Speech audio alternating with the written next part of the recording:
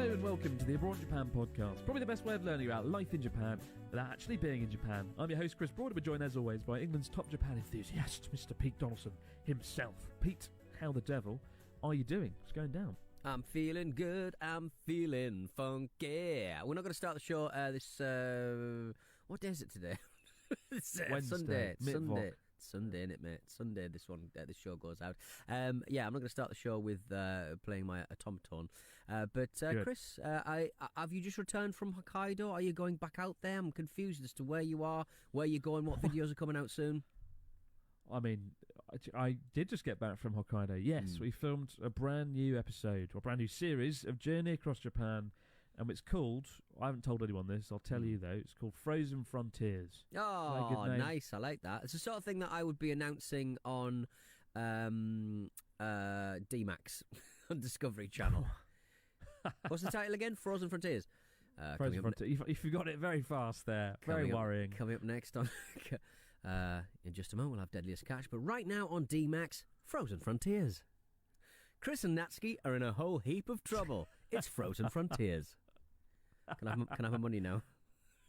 I forget you're a voice actor. Why the fuck? How can you do that? What makes people have the voice? How do you get the voice? No, it's not the voice. It's the having the list of shows that's on. See, I can't do that though. I can't be like, coming up next is a. It just sounds weird. You need to have the voice. One affliction shuts down a teen's lungs, another attacks the nervous system of a personal trainer, and a third infection eats the blood of a health worker. It's Monsters Inside Me, next, right here on D-Max. Fucking hell. Your talents are wasted on this podcast. Lot of trouble going on. There was one a few months ago. It was like these sort of program listings like were written probably 15 years ago, and they just go in a database, and when that old show comes back out, it basically just spits out whatever show's on, and it tells you what's on the show, and then you write a script around it. And sometimes I'll just copy what it says, because there's no point in me rewriting a copywriter's work. I may as well just fucking copy what they say. Sloppy, absolutely sloppy. AI will take everyone's jobs because of people like me. And there was one not that long ago. It was clearly written a long time ago, and it was something it was a show about interesting physiques. I think it's called Body Bazaar, right? And one of the things, so it's usually people in India or China who've got who've got a deformation that looks like makes you look like Ganesh or something so they're loved by their people because they resemble a god and people with arms growing out their back and stuff. But one was literally it was literally just somebody transitioning. I was like, fucking hell, that's in Body Bazaar, and you're putting that out. I think it went out, and I was like, fucking hell, and that was the and why nobody's looked at that. I probably should have flagged it up, to be honest. But it's just one of those things where it's with attitudes and have just kind of changed, and these kind of operations are obviously been going for fucking 50 years, but if not longer, and so it's kind of It's kind of interesting how people talk about this stuff, and it's changed so quickly over the past sort of 10 years. But you sort of see these kind of time burps from the past, and it was actually just a bit shocking. I was like, I'm not fucking saying that. That sounds mental. I'll talk about the bloke with two arms going out of his back, thank you. Well, I remember, I remember watching recently one of my favourite sitcoms, Only Fools and Horses. Everyone knows it, Britain's biggest sitcom. And I was watching some of the early episodes, which came out in the early 1980s, and it's just that dialogue wouldn't work anymore quite a lot. And it was a very bizarre experience. It felt really out of place. Yeah, things have changed. Things have moved on. Good. But what hasn't moved on is Journey Across Japan. We're still going. Going. The last series, which came out last August, that was heralded as the last series, and we've just gone and done it all over again. And this time we brought along Pete Premier 2 to make things more interesting, to spice things up a bit. Make it louder. Make it very louder. Make it louder. We did some cool stuff though. We went to an ice bar, which felt a bit like that awful set out of Die Another Day. Remember, he goes to some weird fucking ice bar in Iceland. Okay. And then there's a space laser, and he goes surfing, and it's awful. God, what an awful film. Jesus God. But we didn't. That wasn't quite as eventful as that. No. But we did get to drink some vodka out of a bit of ice. It's quite good. Nice go. It was really fun, like the ice bar. It's such a cool idea. Are you sort of, piece of I ice. mean, they always say you shouldn't lick anything frozen. Like, how did it stop your tongue from sort of or your lips sort of gluing it to the ice? They must spray it with something. You reckon? Antifreeze. I don't know. Antifreeze. Good stuff. I'm not sure. It worked though. It did work. Maybe because you're pouring the sort of, as you pour it, the alcohol washes over it. I don't know. Right, okay. It's a good point actually though. I did watch one guy, one foreign tourist in the corner, like bite and devour his glass cup, and it was a bit weird. But you know, the trip was good. We went on the snow train. There's like a Harry Potter-esque steam train that went through the snow. Oh, nice. We went to the most eastern point in Japan, which is actually in Hokkaido, and not that great. Very fucking cold. Ironically, we went to the coldest town in all of Japan. This really pretty mundane town called Nikubetsu, and it was the hottest day of the trip, so it was kind of rubbish. We were like, oh, in the coldest town, but it's the hottest. It was like -2, and the day before it had been -15, somewhere that wasn't the coldest town. Right. So the whole thing didn't really work. It was a bit annoying. But we did on that day, in the coldest town, we had Natsuki and Joey do a rap-off against each other. It was mediated by Pete, and I think that might be the breakout moment from this series. It's no too much Volcano, but watching Natsuki go head-to-head with Joey was pretty cathartically fun. Nice. And the loser had to roll around in the snow, which were topless, which looked incredibly painful. I won't spoil who that was, but Jesus, that must have hurt. God, the screaming! I've still got the screaming in my ears. I very much enjoyed the where Natsuki is having a little snooze and you guys are playing poker because Natsuki's just had too much fun. Too much poker. He's all pokered out. We did teach Natsuki poker a few nights after that photo that I posted on Twitter, and he wasn't very good. He just kept going, I want to bet. Bet is good. And then he lost all his chips in like 5 seconds. I'm going all in. I want to bet. I like money. And then he lost his chips. He was the first one out of 5 people. Good Should have stuff. filmed it, actually. That would have been the highlight of the you trip. think that, like, with him, like, he's quite good at pachinko, but it sounds like the old poker, he's just not interested. I want to bet. Bet is good.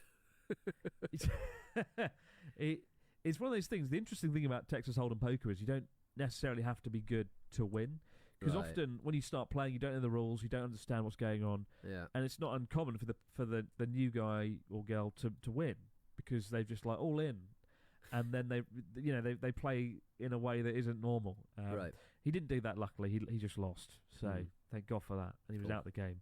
It was a real headache trying to teach him all the rules. But should be a good series coming out in March. We're working really hard to get the series out quickly, and it was a lot of fun. It was very different to the Okinawa, like the tropical Okinawa vibe of the last series. And while that one was a sort of 1980s vibe to it, where we basically just bought loads of Spandau Ballet and Frankie Goes to Hollywood soundtracks, this series it's firmly a Japanese series, and it's very Japanese. It's going to be Japanese. Firmly Japanese. Music. The Chris Broad experience.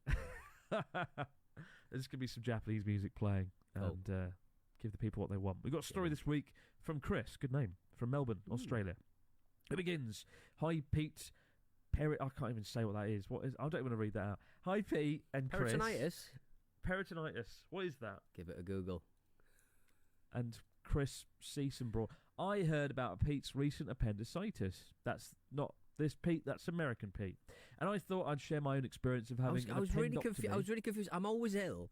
And so I was like genuinely thinking, did I have that? And of course, he had it out, didn't he? He had it out with it. Yeah. He had his appendix out after. I was like, they often say there's no reason you have appendicitis. Maybe it's stress, it's just bad luck. But Pete revealed after he had his appendix removed that the day before, he had opened some baseball cards from like the 1990s. And within that pack of cards, there was a stick of chewing gum, which he not only chewed, but swallowed. Right. And I reckon it got stuck somewhere in the wrong place and caused his body to be like, what the fuck is this? Ah! And then his appendix got ruptured. I don't know, I'm not a doctor, but it seems like quite the coincidence. Anyway, Chris continues. I thought I'd share my own experience of having an appendectomy in Japan. Oh, good God. And also, what I feel like they handled Pete's procedure quite poorly. My friend, his appendix was exploding, and they gave him some morphine because it's incredibly painful and really unpleasant. And Pete got nothing. They were like, he was like, morphine, onegaishimasu. They were like, no. No, And so I want to. he suffered in You've pain. been too naughty. Yeah. It's revenge for your streams. Yeah. It was 2019. I was working at Ikaiwa English Language School in Fukuoka, and I started getting severe pain in my upper abdomen. But in true stoic style, I finished my first lesson. I was taken to hospital late on Saturday night, so there was not much they could do until the next morning. An ultrasound check showed an extremely inflamed appendix. Alone in the hospital, with basic non-medical Japanese skills, the staff panicked and kept running away to print out long paragraphs of Google Translate gibberish. Very reassuring. Oh, God. Eventually, they did manage, possibly, the most Japanese way of putting my situation. Would you mind having emergency surgery? They offered me the chance to get a second opinion, but they'd already booked me in for 4 that afternoon. Oh, Jesus. Unfortunately, elderly care in Japan isn't great. Anyone with severe dementia gets dumped in hospitals. My family's unable to care for them, and so it was that I ended up in a ward full of extremely senile Japanese men in adult underwear. Adult nappies, rather. Oh, God. One in particular would wake up at 3 in the morning and gather bedpans, mugs and bottles very noisily in his bed and try to go home. No. When my colleagues came to check on me, one of them noted, Chris Sensei, the nurses keep saying kakui. Do you know what this means? To which I said, yes, it means cool. Chris Sensei, it means cool. The nurses, they think you're cool. It's not hard to look cool when you're 40 years younger than everyone else, not wearing a nappy or a sushi roll short of a bento. When, I've never heard of that phrase, a sushi roll short of a bento. When I could eventually get out of bed myself, I realised one of the more unusual problems of being taller than the average Japanese person, because I'm 6'1". The IV drip line that I was hooked up to wasn't long enough or tall enough. Instead of the bag emptying into me, I was emptying into the bag. Is that really? How high was this thing? How was the IV line? I mean, the difference between 6'1" and, you know, the average Japanese, was it 5'8"? Like, I'm sorry, it shouldn't be emptying into you. That's mental. They're just doing it wrong. This is insane. A nurse quickly tried to syringe the fluid back, but did it too fast and caused me to faint.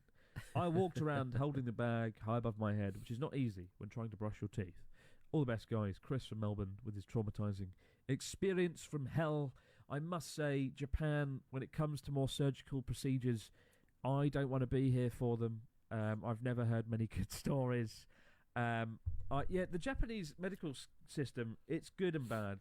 In one hand, the hospitals are clean and tidy and nice. On the other hand, you know, lots of things go wrong. When COVID was kicking off, I don't really know how the system works, but when you get an ambulance, the ambulance just drops you off at the nearest hospital, whatever, and they go on their way. But if the hospital's full, they have to go from hospital to hospital, and it's not uncommon. Like I think we had a story on here that someone got tossed around 6 hospitals before they finally got in one. Right. But like hearing Charlie's experience with the thyroid and Pete's experience with the appendix, it's pretty scary. Pete told me a very similar story about how his IV drip didn't work, and so she like stuffed it in his wrist with a syringe, and like blood exploded everywhere, and it literally sounded like the most traumatizing thing I've ever heard. And there was some really, really awful stories about catheters and things. And with Charlie's thyroid situation, I don't know if you remember, 1.5 years ago, she had to have one of her thyroids removed. There was a tumour on it or something. There was a tumour. It wasn't cancerous, thankfully, but it was, it was a bad time. She had this very swollen neck and she couldn't swallow. And we went to a doctor here in Sendai, and it was a very busy thyroid clinic. She went in, and I sat outside, and then she came out, and I went, how'd it go?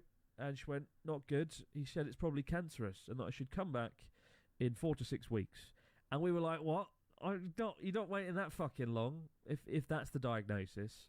And it was just really like this nonchalant kind of, it's probably cancer. Yeah, just come back in 2 months, we'll see. Which is not what you do. And it was really fucked. And then she went to a clinic up in, I think, Morioka. And the doctor was much kinder and said it's probably not cancer. But they didn't want to remove it. They didn't want to do any surgery on it, even though the thyroid was just broken. It was like just doing nothing. Snapped. So in the end, she had to go overseas to do it properly. But yeah, I don't know. Japan, for something surgical, I don't think I'd want to be here. it just seems like there's too many horror stories. If you know what I mean? Yeah. But then is the UK much better? I suppose it is, if you can get into a hospital. But we got a story this week about taxis and silence, my two favourite things. What's going on? News of the week in Japan, Mr. Dawson. Taxi driver, shut your mouth, shut your mouth, shut your mouth. The taxis, we've all used them to get from point A to point B, and you know you're not driving yourself, you're not on a train with a load of other people, but sometimes, certainly in places like London, you'll occasionally get a rather chatty taxi driver who wants to have a chat about everything. You find it more, I think, when you're getting a very, very late night cab a fair distance. People want to have a chat, but even if you're outgoing and social, everyone has those days when they're just not interested in the app, to be quite frank. It's just a little bit awkward, and maybe you've got some work to do, maybe you just want a bit of quiet time, maybe you're listening to music or whatever your reason though. Japanese, sorry, go on, Chris. I remember when I was the last time I was in a UK taxi, the taxi driver was just like this racist guy, and it's sort of this really awkward situation where you don't want to be like, nah, you're wrong. I just sort of sat there and went, yeah. It's awkward. And it's just really awkward. It is very awkward. And it's just as you get older, you have less problems with telling people to shut the fuck up. I find. But Japanese taxi operator Sanwa Kotsu understands, and so they're providing the option of a quiet ride that you can initiate with the simple tap of your finger. When you get into one of their Turtle Taxi branded cabs, you'll see a touchscreen facing the rear seats. At the bottom left of the screen is a button labelled Silent Mode. Tap on that, and it relays the request to the front, letting the driver know that you'd prefer conversation-free transport today. The other buttons also offer ways to tailor the experience to your liking. You can ask the driver to prioritise smoothness over speed in accelerating and braking, so you get less jostling. And also a toasty mode. You can have it really hot in the back, or you can have it chilly mode, so you can have it nice and cold. And also, bottom left is a button you can tap to purchase a bottle of water for 100 yen. A nice little service. So it just means that you can have a little sip of water on your journey. Nice ideas, I think, all round. There's, I think, in the northeast of England, you can get a haircut. If you've got problems with like talking to people, and I think a lot of people have quite a lot of social anxiety, unspoken social anxiety about having a haircut, because they do like a fucking chat. I'm not saying they as a, to be pejorative, but like it is a situation where like it is quite intimate. People are touching you, and to make it less awkward, the Brits love a chat. They love a chat, and a lot of people. I remember Craig Bellamy, the footballer, had this sort of social anxiety that's basically said, I just didn't want to leave the house. I didn't want to go and get new clothes. I didn't want to get a haircut because I was scared the man was going to talk to me. And it's a real concern for a lot of people. They just want a bit of peace and quiet. So you can order a chat-free haircut for £6 extra. I mean, it costs £6 extra, but I mean, I've had periods where I'm like that, where I don't want to chat and I feel weird about it. I don't know why that is. Maybe it's you're not in the right mood or whatever. In a Japanese taxi, it's rare for the driver to talk to me. It probably happens 1 in every 10 times. And then you get some nice ones who are good, and then you get others who just... I had one guy who couldn't speak English. We spoke in Japanese, and he talked about how he really wanted his daughter to marry a British man so we could build stronger links with the British and Japanese economy. And I was sitting there like, this is a really bizarre conversation. Let's increase trade across Japan and the UK by marrying off your daughter. Brilliant, mate, brilliant. It's cracking conversation. It's better than the racist conversation in London for sure. But that's cool. When I heard toasty mode, I was excited. I thought they literally just give you some toast, just a toaster on the passenger seat, and the driver slaps it in, gets toasting. But that's cool though. I'm surprised this thing doesn't exist already. Really, in the land where people get like their own little private ramen stand where they can sit boxed off and not talk to anyone. It seems like this thing should already kind of be here. Like I know on the Uber app you can sort of request, shut the hell up, I don't want to talk to you, right? So I'm surprised this hasn't arrived sooner, but I think it's standard for taxi drivers in Japan to just not talk to the passengers. It's almost seen as unprofessional unless the passenger starts the conversation. Yeah, I don't think that unless you're playing the video game Yakuza where you have a taxi side mission in Zero, I think it is. I don't think I've ever. I mean, obviously, because a lot of the taxi drivers can't speak English, and it's very much. This is for Japanese speakers mainly, isn't it? Yeah, absolutely. But that's cool, though. I'll have to keep an eye out for that. That sounds pretty awesome. We'll be back in just a moment, guys, with your stories, comments, and questions in the fax machine. Is your business advertising on the hottest marketing channel of 2023? Create a podcast advertisement. You can visit Go. Tailored to search engine can measure the impact rated for you. What do we got this week from our listeners, Mr. Dawson? Hi both, this is from Edmund. After reading books like Heaven and How Do You Live and seeing films like A Silent Voice, I can't help but feel like bullying is presented as the victim's fault and very little is done about it. There seems to be some hesitation to inform adults or teachers about what's going on, and the bullying seems very violent in comparison with UK schools. Are these accurate depictions of bullying in schools or just amplified for fiction? If so, why is there a stigma against speaking out? All the best, Edmund. A lot of bullying happening in the schools. And I think Edmund's probably right. There is a lot of that kicking around in media, and it's almost kind of accepted as part of a rites of passage of sort of growing up in many places. Yeah, I don't know really. Yeah, in Japan, it's kind of seen like, yeah, there is an aspect of it's your fault. You're not part of the group. You're not making a big enough effort to be part of the team. Right. And certainly that felt like the situation in the classroom.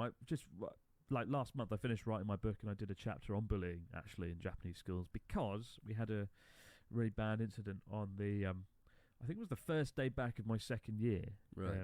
The start of the second academic school year in Japan. The first day back, a kid jumped off the third or fourth story building, like jumped out the window. God. Fortunately survived, but was very severely injured, and it turned out he'd been bullied and kids had been taking his lunchbox and all sorts. Yeah, no, it's a strange dynamic. I don't know if the people are presented as the victim's fault, though. I've never got that vibe myself. But then I haven't read these books that you listed, Edmund.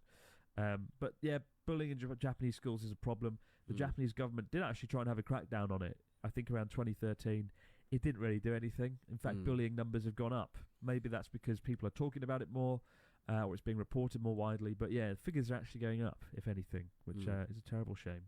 Yeah. But in a collective society where everyone has to try and be the same or be part of the group and conform, if you stand out, you get buggered for it. And it's a nasty business. We got one here from Joe from Manchester. He says, "Hi, Cavalier Chris and Pivotal Pete.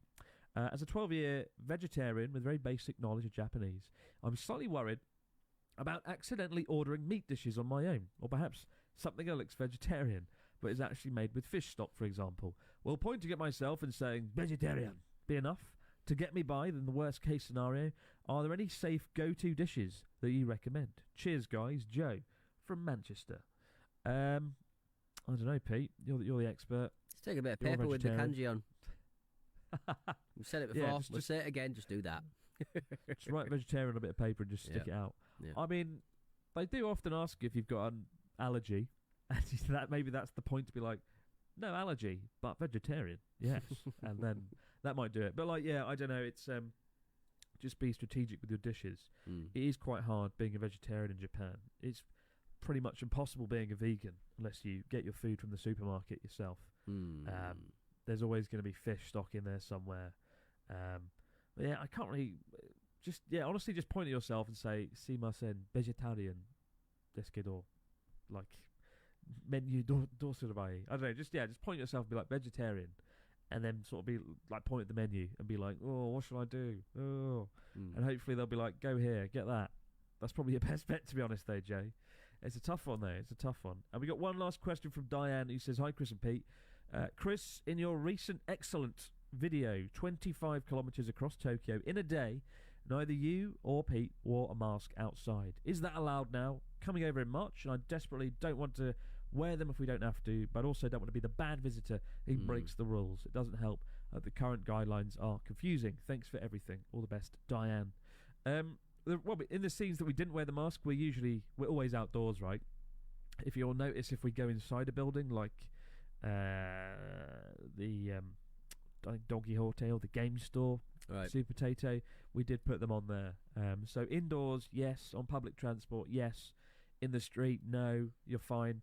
The government said that you don't have to wear them outside, but a lot of people still do in Japan. They just want to be a bit cautious. But I have heard that they are going to have a strong push for getting rid of masks in the next couple of months, just because they've sort of moved beyond that now. You know, it's been like a year since they got rid of them in the UK, I think. But will this ever actually kill the mask, do you reckon?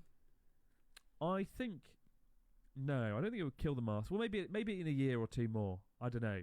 I think it's going to take a little bit longer, just because people are so comfortable with them. And in fact, I don't mind wearing them in the cold in the winter. Right, it's freezing right now. When I was in Hokkaido, where it was minus 16 degrees Celsius, I was very happy to wear my face mask, to be honest. So there are times in winter, but when it gets to summer and it's 35 degrees and you're sweltering and you've got to stick something on your face, no, it's not good. No. But yeah, that's how we got around it in the video. We're basically outside, and often we took them down or off when we were recording, and then when we stopped recording, we put them back on. Right, okay. But generally, I don't wear them out and about anymore.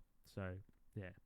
Also, this week, guys, completely unrelated to masks and vegetarians, we did release a video on sushi, eating all the sushi in Japan with Ryotaro. It's good to have Ryotaro back in some capacity, I think. But we did this challenge. It was a sponsored video by Sushiro. And you might remember, Pete, I think it was like 2 or 3 weeks ago, Sushiro had a bit of a scandal where some moron licked the plate and then put it back on the fucking conveyor belt, right? And yes. all the sushi restaurants have been scrambling to do something about it. So you're lending a hand.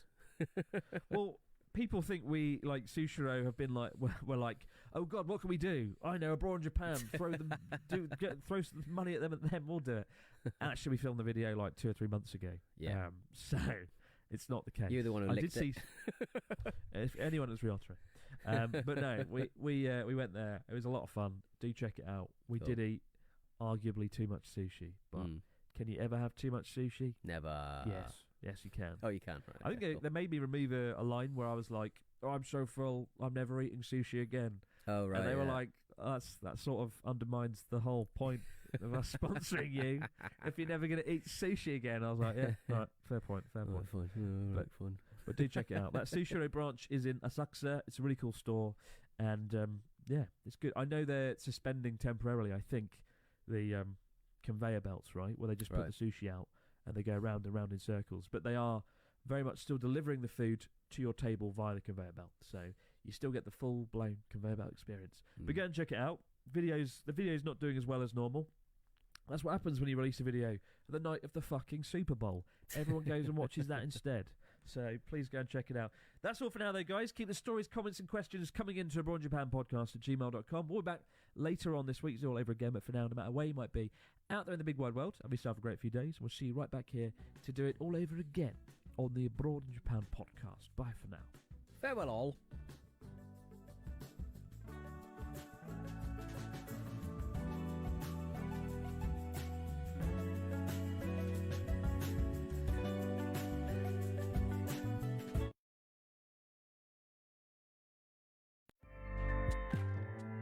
Acast powers the world. In this season, the podcast Launch.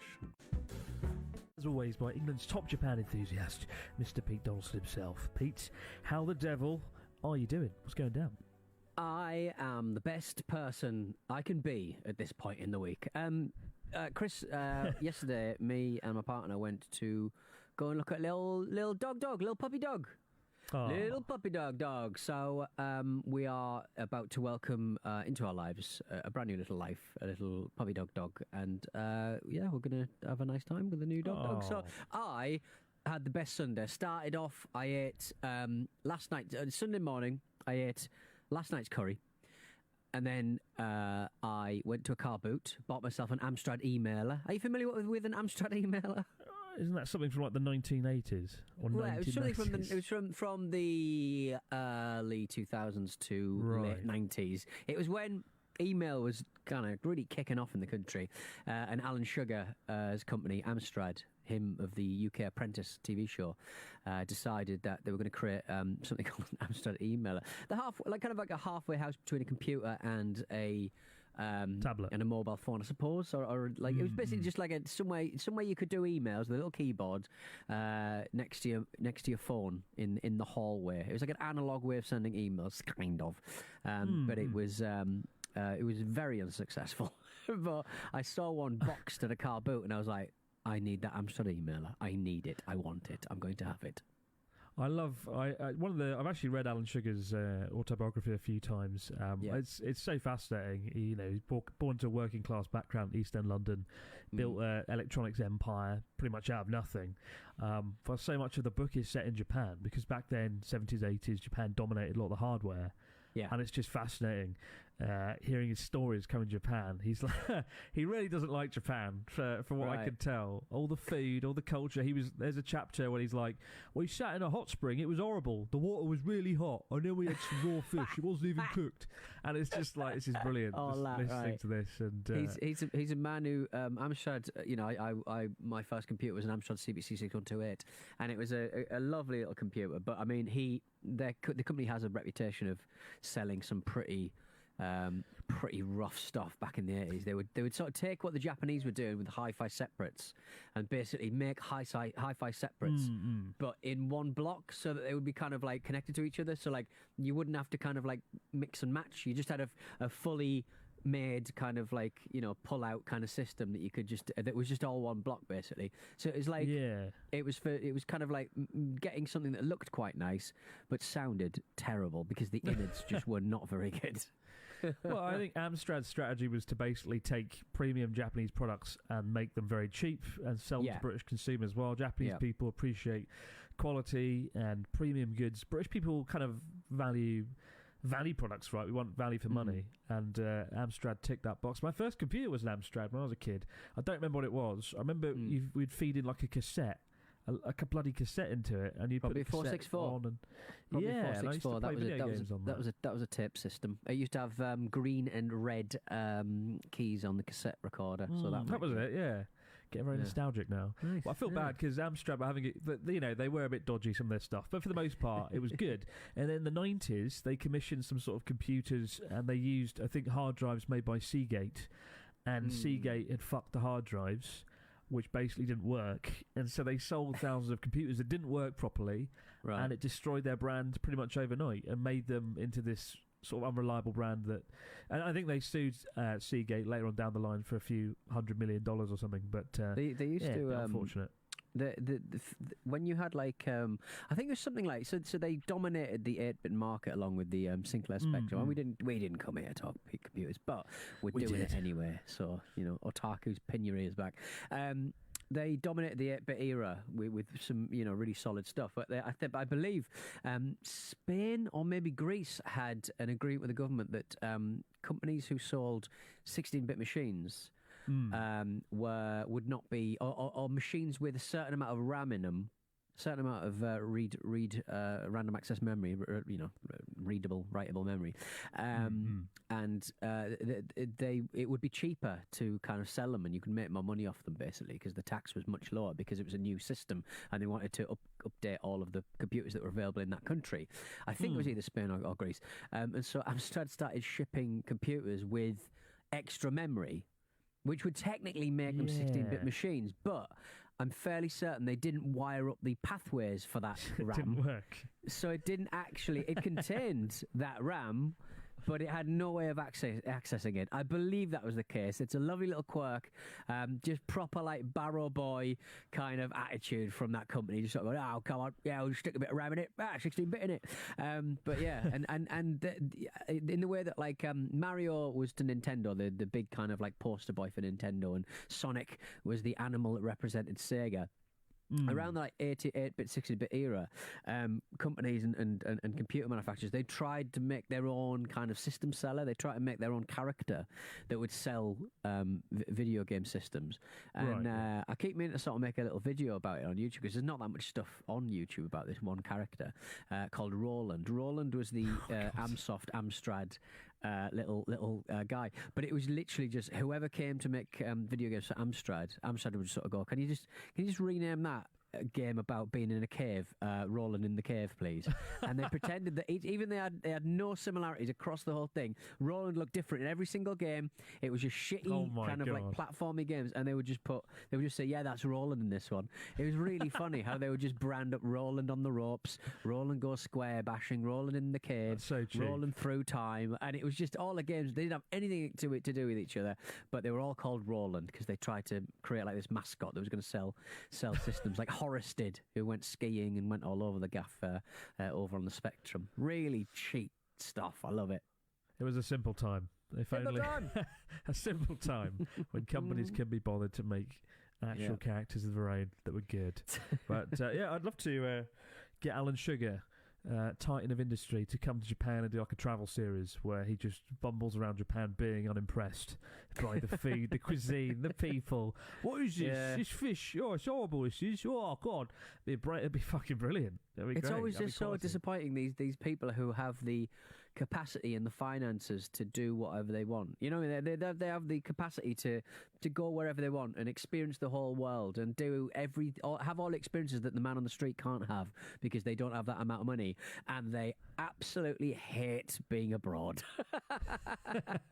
Well, I can't blame him in the sense that back in the day, to come to Japan, I forgot about this when I was reading the book. To go to Japan from the UK, you have to always go via Alaska, like back in the day, because obviously the USSR, Yes. you couldn't fly over Soviet Russia and you couldn't fly over that way. So they had to stop in Alaska and Anchorage, and it must have been one hell of a journey. And I remember reading that and thinking, oh, thank God we don't have to do that now. And now we do. Admittedly, we don't have to stop in Anchorage. We get to fly over it. But now the flight route is exactly the same way that he would have done back in the 80s. So it's all come full circle. We've got a story this week from Luke. Tune in next week for Retro Tech with Pete Dolphin. Yeah. We've got a story this week from Luke from the UK. Begins, hi, Chris and Pete. My name's Luke, and I'm from the UK. And I'd love to congratulate Chris and Charlotte on the wonderful news.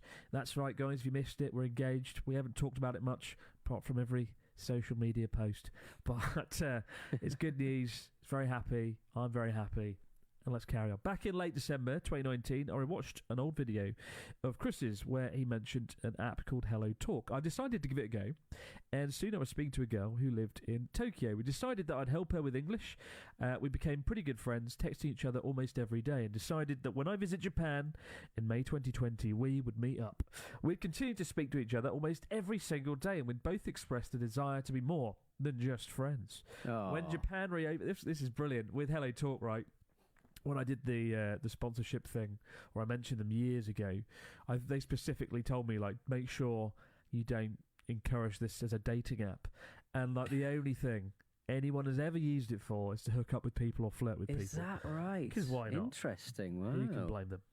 I mean, it's just you can see why. Anyway, when Japan reopened its borders, I booked to visit for 2 weeks in January 2023. That was just last month. We met up as planned, and she suggested we make a plan to meet up every other day while I was in Japan to spend some time together. We made plans for the next 3 times we'd meet before we said our goodbyes. I thought it went really well, but the night before we'd planned to meet up again, she texted me and said she couldn't go and that she was sorry she couldn't meet up. I responded and was promptly ignored for the following 4 days. She hadn't even opened my message after those 4 days, and I messaged her again, asking if she could at the very least let me know if she was okay, as I was worried about her well-being. I actually received a response to this, just 4 words, I'm okay, I'm sorry. Knowing now that she was in fact just ignoring me, I asked if I'd done something wrong. 6 days pass, and it's around 6 p.m, the day before I'm due to leave Japan, when I finally receive a response. She basically tells me that she struggled to accept the real me, and that I was more shy and less talkative than she expected, rounding it off by saying she felt a gap because she set her expectations too high. Oh my God, I still enjoyed my time in Japan anyway, doing everything we'd planned to do together alone. Had I known she would ignore me the entire time I was there, I probably would have strayed further away from Tokyo during my trip. Love the podcast and all the videos. Luke from the UK. A warning there on not to flirt with people from Hello Talk, lest you get rejected and ruin your trip to Japan. Sorry to hear that, Luke. That's just a really shit thing. That's just harsh, isn't it? Oh, sorry, I didn't meet up with you. You were shit. Like, fucking hell. I don't know, but I think you build these things up and you build these people up in your mind. And I think Luke seems refreshingly sanguine about the whole situation. Like, he's sort of not. He doesn't express a particular that was gutted that I somehow didn't provide what she needed from me, and he was not particularly offended by it, by the sounds of things, and investing that amount of time in something. I mean, I just hope that your language sort of levels kind of improve. But Luke, but I'm glad you're slightly relaxed about it all. Have you ever had taken it all in your stride? Online date like that went into like in real life and then didn't go as planned? I think I've had I that. guess it's kind of like people having like dates, isn't it? It's people like just having normal kind of Tinder dates, so isn't it? Where you talk for ages, and then for whatever reason it just doesn't click, and you throw the rarefied pressurized air of a pressurized air of a new country, a holiday, and a language barrier as well. I mean, wow, it's. It really does ramp it up. So, yeah, well, unlucky Luke, but, plenty more chats in the sea, so to speak. Yeah, plenty more biscuits in the tin. Yeah, but exactly. Yeah, there you go. Use Hello Talk for educational purposes, not romance. I remember years ago, it must have been 2015 when I first came across it, I did have like a thing with a girl on there, and we talked for, it must have been, days on end. And then one day she just sort of ghosted me, and I was like, all right then. Fucking Hello Talk, god damn it. Brought nothing but pain. Pain to the world. Damn this app. Give me some news, Pete. Cheer me up. Enough Hello Talk. Enough romance gone wrong. Well, I mean, I guess we're over Valentine's Day. We're past that, but well, especially after this failed romance. We're talking all things. We're talking all things dates here, Chris. Is it okay to split the bill on a date in Japan? A survey asks what women and men of different ages think. What's your policy on splitting the bill? Do you have to have gone out with somebody for a little while before you start splitting the bill, or do you kind of start splitting the bill and then as you become a codependent relationship, you kind of rotate back to 50-50? How does that work? No, I make them pay for the bill from day one, and then just go for them every time. No. All right, I don't know. I think with Charlotte, we absolutely do it sort of 50-50. I don't know. Maybe I do it 60% of the time. Maybe she does it 60% of the time. I don't keep count, but we do. I think it's 50-50 pretty much. And I'd say, I think on the first dates and whatnot, I always try and pay, and be nice. But I don't know. What does Japan think about it all? Well, Japanese dating app, another dating app, an actual dating app, so to speak.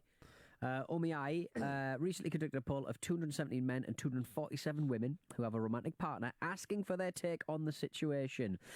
Some people may think that young women may be of the mindset that it's the guy's duty to pay.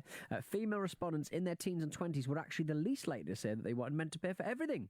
That sentiment started rising rapidly among women in their 30s, though, and kept going up from there. So if you are going out with a 75-year-old woman from Japan, she will expect you to front all of the bill at Mackie D's.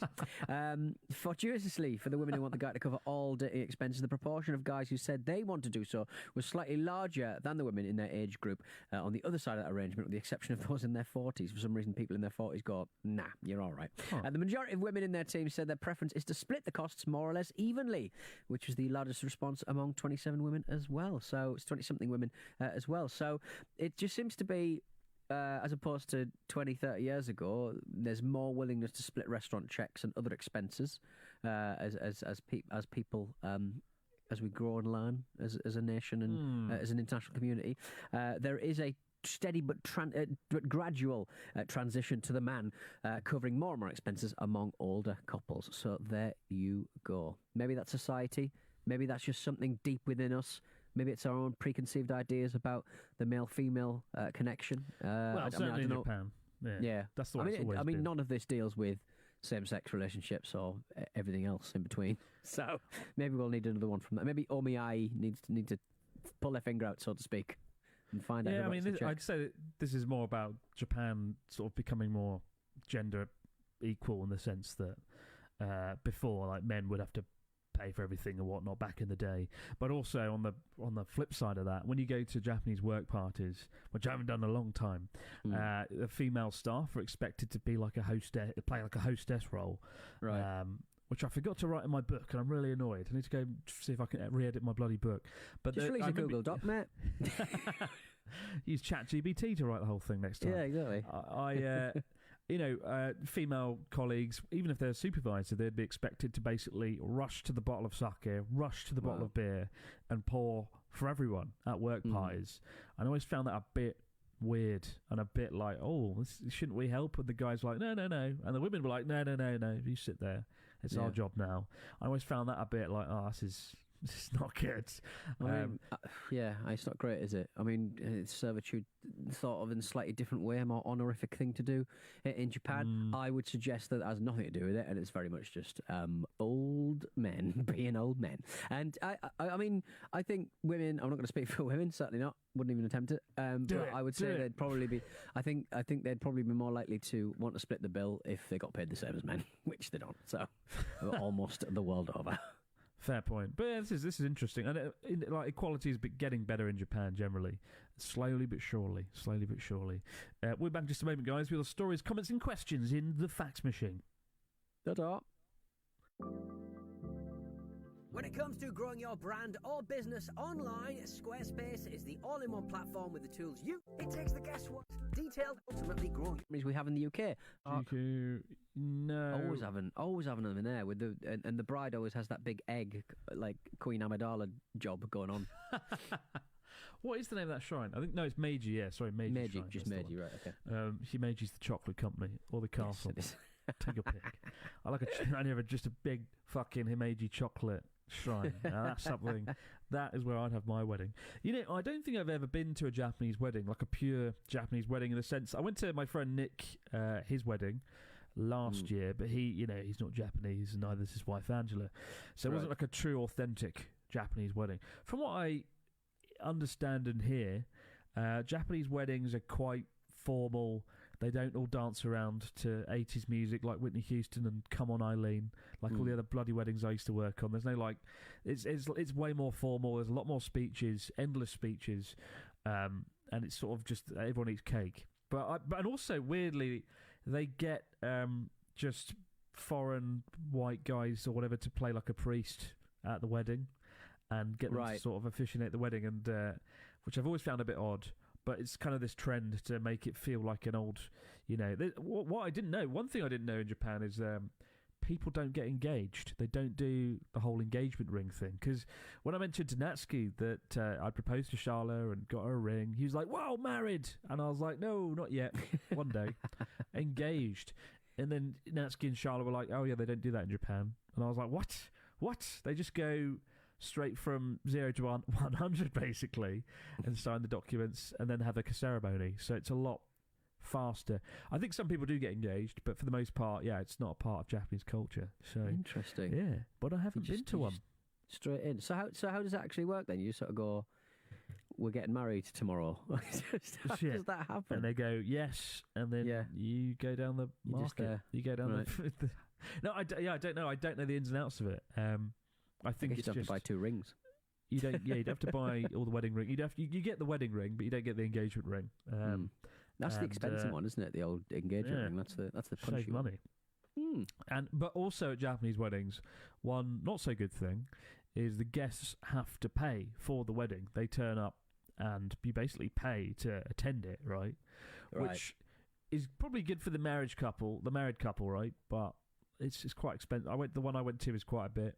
It kind of felt good to pay for their wedding a little bit, but on the other hand, Japanese weddings expensive. To pay feels a bit weird, doesn't it? If I was going to have a wedding, it does. You'd be annoyed if you just night do as well. If you're just being allowed to the night do rather than the church. I'm not paying for this. You get a discount for that. It'd be like if you come to just the evening, you still have to pay some money. So it's expensive. But I haven't been to one, and I don't think I ever will. I don't think I know any Japanese friends that are getting married anytime soon, unfortunately. Although I don't like weddings, given that I worked on 200 at Leeds Castle. But when I have my wedding, probably next year in the summer or something, I'll make sure it's good. I always said I wouldn't really have a good wedding. I'd just do like a really small one for like 10 people in a room. But the more I thought about it, the more I'm like, now, it's a good chance to have everyone there for like a good reason all in one day, right? If you know what I mean. You can't scrimp. You can't scrimp and save, really. You've got to go all out, or you've got to do, I'll just make all the guests pay, though. Hopefully. I'll make them all pay. Sounds really sinister. I'll make them pay. I'll make them pay. We got one here from Brandon. From Virginia. He says, greetings, Chris, his cool co-host and Pete's platonic partner. One thing I've always wondered was how you introduce yourself in Japan as a foreigner. I doubt it would matter much for a tourist, but do you adapt by saying your family name first or keep the Western convention? Is there ever confusion that people might think your family name is Kurisu? Congratulations on your engagement, Brandon from Virginia. I mean, people in Japan know a lot of Western names. I think Chris is one of them. So they wouldn't assume my first name's just Broad-san. Yeah. Hello, my name's Broad. No. So and I introduced myself just going, Kurisu Tomoshimasu. Kurisu Tomoshimasu. Like, Tomoshimasu. Tomoshimasu. It's kind of like the more polite way, right? Of being like, Chris Desh. Chris Desh, yo. One thing you should never do is go, Watashi no namae wa Chris Desh. Like, nobody does that. You don't go, the thing that you literally get taught in the Japan lessons. I know, right? It drives me up the wall. There's so much crap in the textbooks that you don't actually do, or you shouldn't do. Right. It's just awkward, and that's one of them. And that's usually like the first way you know if someone's good at Japanese or not. They'll introduce myself like, Watashi no namae wa Peter Donaldson Desh. Never mind. Just Could go you say Pete namae Desh wa? just say Pete Tomoshimasu or Pete Desh. Tomoshimasu. Oh. Keep it simple. But that's it really. I'll just go, Chris, innit? Abroad Japan Desh. Abroad in Japan or Chris. Something like that. I haven't introduced myself recently, but you use the phrase Yoroshiku onegaishimasu about 5 times in a sentence. So that's the only thing you need to know. Say your name. All right. Say Yoroshiku onegaishimasu. Right. Job done. Fine. Got one last question here from Fahim, who says, hi, Kent, Chris, and Pennine Pete. Chris, congratulations on getting engaged to Charlotte. I especially love the fact that it happened at Durdle Door. My question is, where do you plan to get married? Japan, UK, Canada, or elsewhere? Thank you very much, Fahim. We are going to get married in Hartlepool. Pete is going to be the vicar. It's going to be great. Hartlepool Docks. It's hard, isn't it? You've got 3 different places that you could do it. You could go neutral, Switzerland, Philippines. Do it in the middle. I don't know. Yeah, just meet in the middle. The middle somewhere. point One of those kind of weird islands. Well, the middle point would be Kazakhstan or Kyrgyzstan. So I think I should invite friends from Japan and the UK. Actually, I met an Australian guy recently when Charlotte needed to get her ring sorted out, refitted or whatever.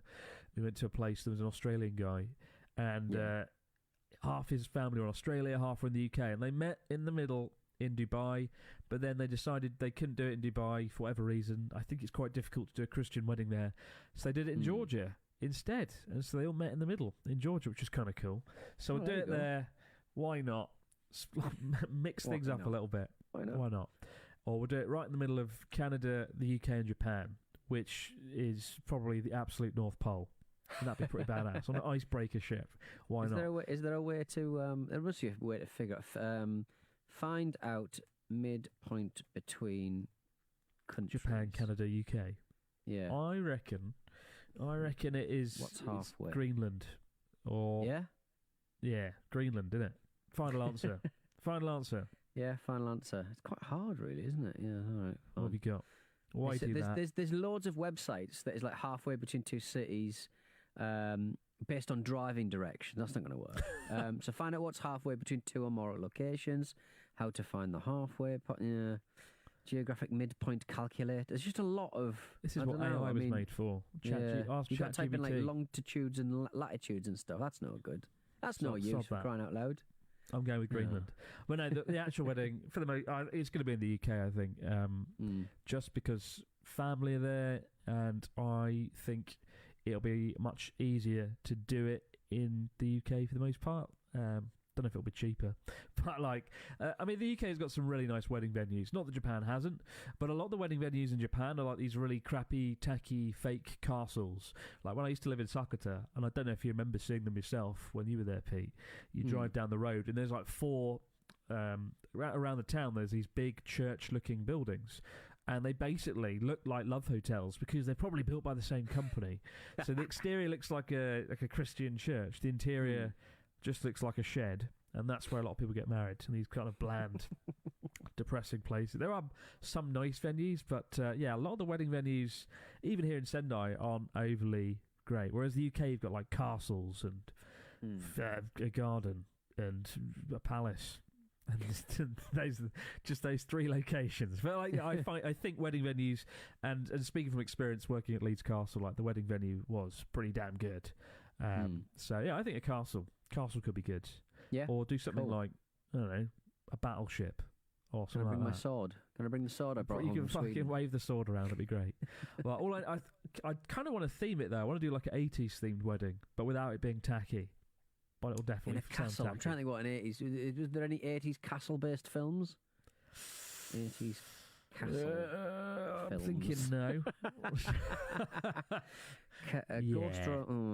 Ghost romances. Films set in castles. In the 80s. There's a lot of films set in castles. It's just turning into one great big Google ad, this episode, isn't it? It really is. These really obscure things to this bloody wedding. When was that out? 1981. That's not even 80s. Oh. Couldn't dress like Alan Rickman. I guess I'd have a spoon. But yeah, I think a castle in England, job done. Castle in England. But we'll see. 80s, we'll see. An 80s wedding themed in a castle in England. Lovely stuff. Tick, tick, tick. Job done. Yeah. I remember Thanks for him. working on some themed weddings, and some of them were really like tacky. There was one that was a candy themed wedding, and every table had like pick and mix sweets on it, and it was kind of cool. I'm into that. But it was also a little bit. I don't know, it didn't feel right. It felt a bit like cheap.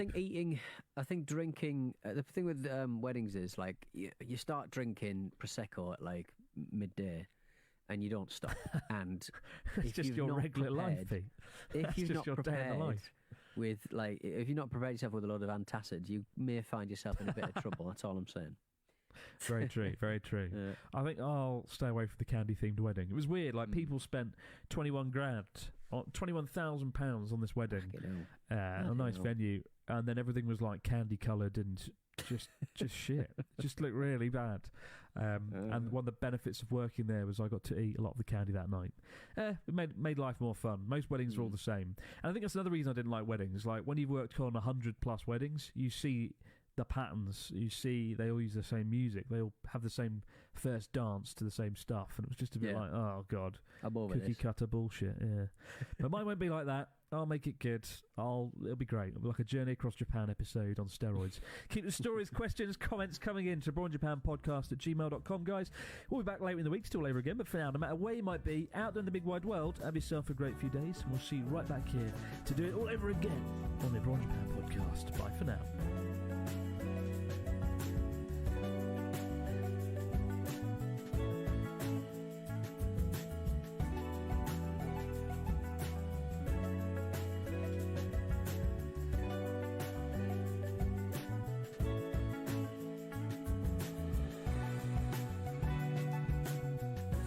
Japan is a Stack production and part of the Acast Creator Network. Wow.